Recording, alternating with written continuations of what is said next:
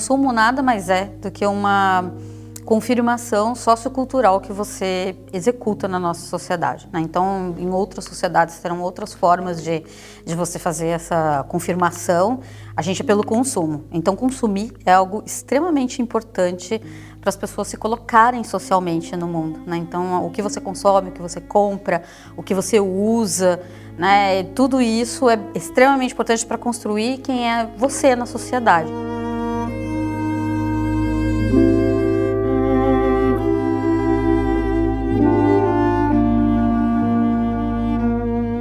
Meu nome é Patrícia Santana, eu sou antropóloga, historiadora da arte, estudei na Unicamp.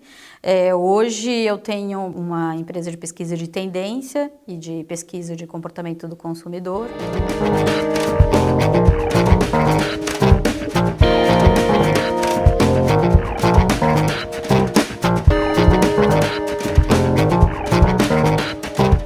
Quando a gente pensa em consumo hoje, a diferença é que cada vez é mais complexo, né? Então, se a gente pensa 20 anos atrás, era muito fácil você criar grupos e esses grupos eram muito facilmente identificados, seja pela aparência, seja pelo tipo de carro que usa, seja pelo tipo de música que escuta, o tipo de literatura que lê, né? Tudo isso era muito bem cercado, vamos dizer assim, né? Era bem delimitado.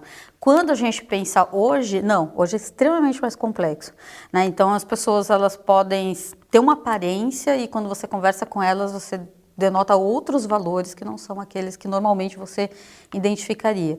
Então é bem mais complexo, tanto é que em estudos de segmentação, hoje em dia a gente fala que a gente vive num mundo de supersegmentação, porque a mesma pessoa pertence a diversas segmentações ao mesmo tempo.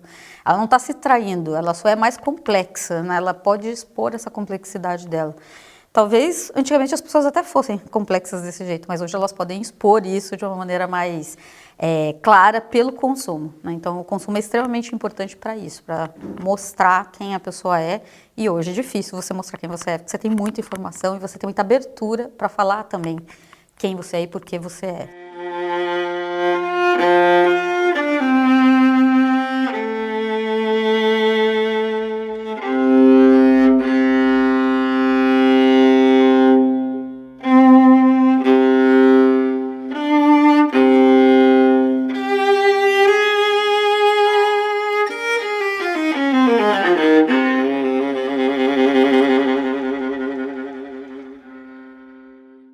Quanto mais eu ofereço às pessoas chance de elas escolherem, mais elas ficam angustiadas. Eu já comentei porque me espanta, em São Paulo há pizzarias com 150 sabores de pizza. E os paulistas amam debater um por um os sabores exóticos. Para após um debate de meia hora, vamos pedir meia calabresa e meia portuguesa, e vamos pedir uma 4 queijos e marguerita. Só há no planeta 5 sabores de pizza. Então, por que eu coloco rúcula com tomate seco, puxada no pinhole com um fio de azeite extra virgem numa base de gergelim? Porque as pessoas se sentem sujeitos quando elas escolhem. Mas como lembra o nosso já participante do café filosófico, como lembra Zygmunt Bauman, eu me tornei objeto ao consumir. Para a indústria, o grande desafio é que durante muito tempo ela podia ser estandardizada. Ela era estandardizada e ela tinha ela que empurrava as identidades pré-fabricadas e as pessoas pegavam ou não aquilo. Hoje, cada vez mais, isso também não consegue funcionar. Então, a gente vê grandes empresas, corporações internacionais que durante 20, 30, 50 anos estão aí, assim, sempre fazendo nesse formato. Hoje, eles estão sambando, literalmente, assim, eles estão correndo atrás para conseguir elaborar, na verdade, uma outra forma de criar e desenvolver produtos e serviços e entregar.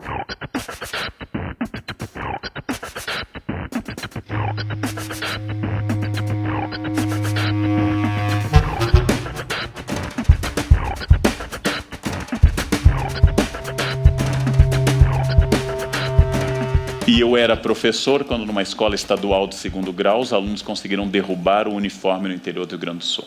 Eu era professor. Os alunos haviam feito protesto e conseguiram vencer, início dos anos 80, conseguiram vencer o uniforme. Conseguiram. No dia seguinte, o dia da liberdade, o dia sem uniforme, sem opressão da igualdade, todos vieram iguais. Calça jeans e camiseta. E o mesmo tênis de marca, todos, sem exceção. Conseguimos quebrar o uniforme, que era o desejo de um, e estabelecemos agora a liberdade de um, que é o gosto social.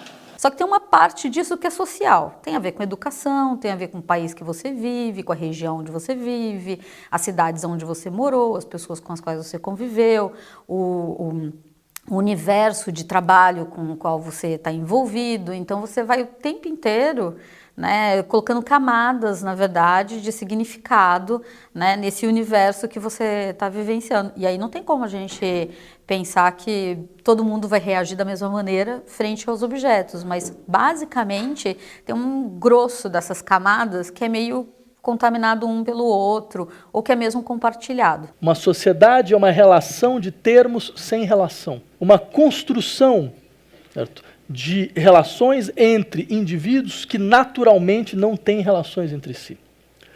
Por que eles não teriam relações entre si? Porque os indivíduos são movidos por desejos que não têm mais lugares naturais. Não há mais um lugar natural para cada um desses indivíduos. Assim como não há mais um lugar natural para os seus desejos. Por isso, eles têm um desejo que, primeiro, ele desconhece limite, e segundo, eles tendem a desejar, no final das contas, as mesmas coisas. Então, eles tendem, necessariamente, a entrar em relações profundas de concorrência. O comum é você usar essa identidade para se relacionar e dizer, faço parte desse grupo.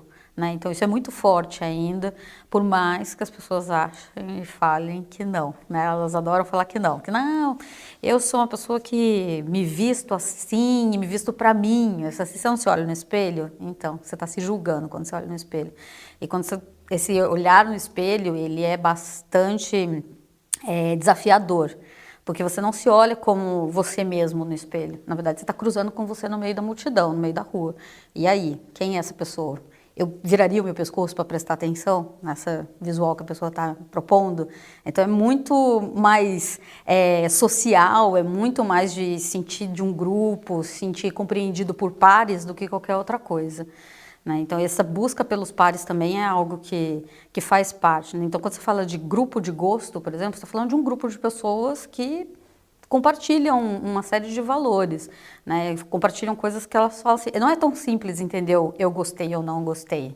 Porque, de fato, se vocês pensarem bem, existe uma maneira muito típica da nossa sociedade, né, que são essas sociedades que entraram dentro de uma lógica muito própria do capitalismo neoliberal, que é um modelo de sociedade ligado a um certo tipo de organização da vida psíquica. E esse tipo de organização da vida psíquica, se eu pudesse sintetizar, ele tem um elemento central, que é os ideais de condutas, porque, afinal de contas, nós estamos falando de como as pessoas internalizam ideais e constituem, então, suas disposições de condutas a partir de ideais. O ideal de conduta fundamental é uma espécie de ideal empresarial de si. Né? Ou seja, nós somos empreendedores de nós mesmos, que nós vemos nossas qualidades como capital humano, nós vemos nossas emoções como inteligência emocional, certo? Nós somos, de uma certa maneira, ensinados, nós somos pedagogicamente ensinados a relacionar a nós mesmos como se nós nos organizássemos a partir de uma espécie de forma-empresa.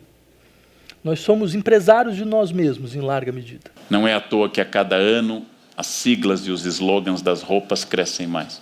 Porque eu me tornei um outdoor, eu me tornei uma propaganda de mim mesmo, na esperança de que essa escolha me torne sujeito. Você se cobra muito porque você se expõe demais, né? Então, esse excesso de...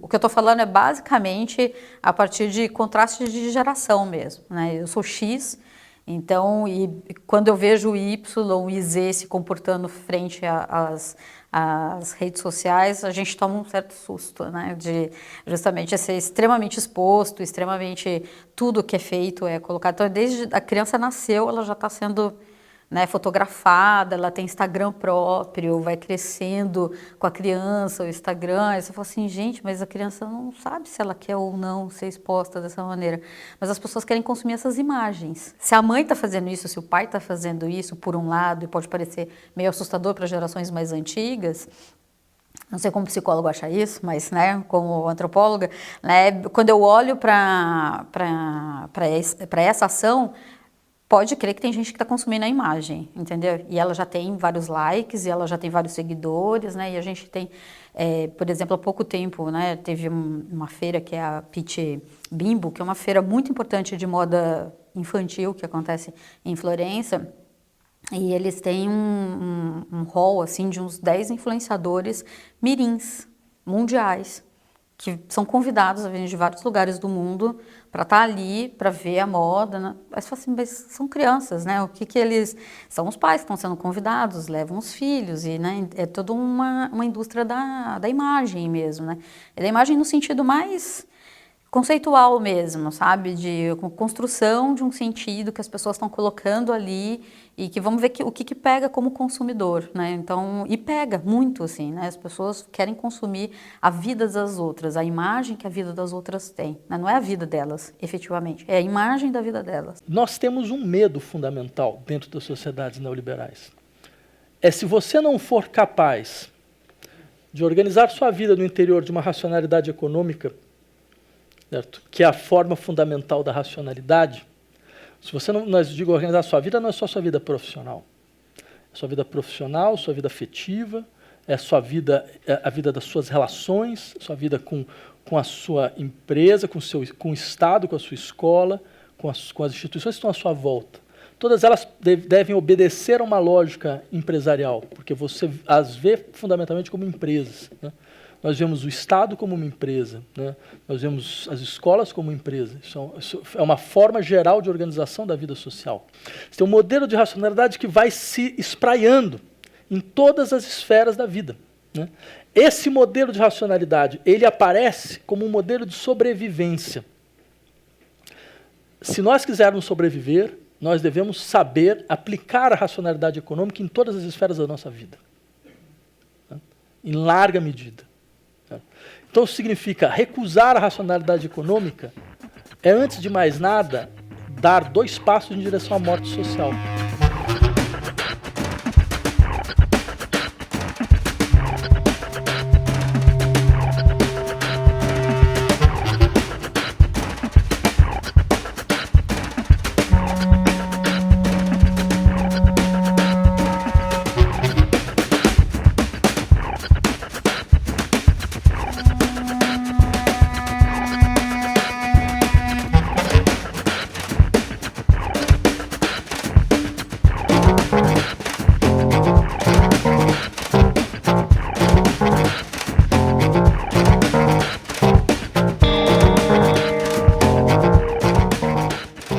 O que acontece hoje no mundo e que, de certa maneira, é muito interessante de se pensar é que a gente não tem mais uma cabeça de mundo só. Tem gente degladiando pelo que vai ser standard, né? É meio isso, assim. Então, qual é o tipo de standard que vai vingar? Hoje em dia tem mais cabeças querendo isso. Isso pra gente é bom, porque abre espaço para mais diversidade, para mais formatos, né? Acaba sendo mais criativo por conta disso.